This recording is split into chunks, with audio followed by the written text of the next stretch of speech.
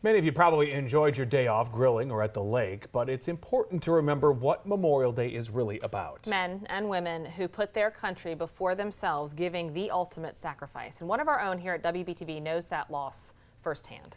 Our Sarah Blake Morgan joins us now with his story. Sarah Blake.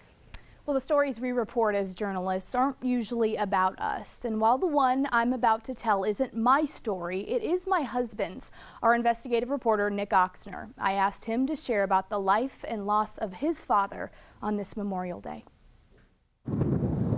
For some, instead of sunshine, all that's seen on Memorial Day are dark, heavy clouds. I miss being able to share things with him. And I wish my dad were alive to see who I am and what I've done today, and I miss the fact that I can't pick up the phone and call him. When a family's heartbeat is there one moment and gone the next, life as they know it stops pulsing too. Earth-shattering.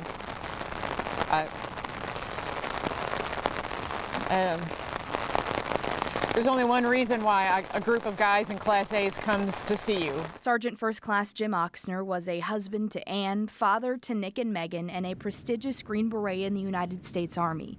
Being a soldier is what he loved, and being a soldier is what ended his life. Pretty much a line of, life before and a life after. It's a life-changing moment.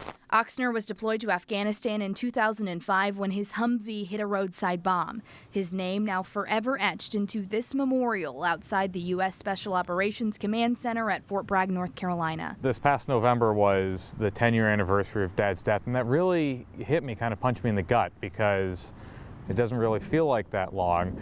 And we're getting to a point where a lot of the person that I am today is my dad doesn't know about. A decade later, unexpected memories still catch Nick off guard. The other day I was at the gym working out, and as I was finishing, I was thinking about running with my dad. And these little things that you do every day that I used to do with my dad are still perfect reminders of growing up with him.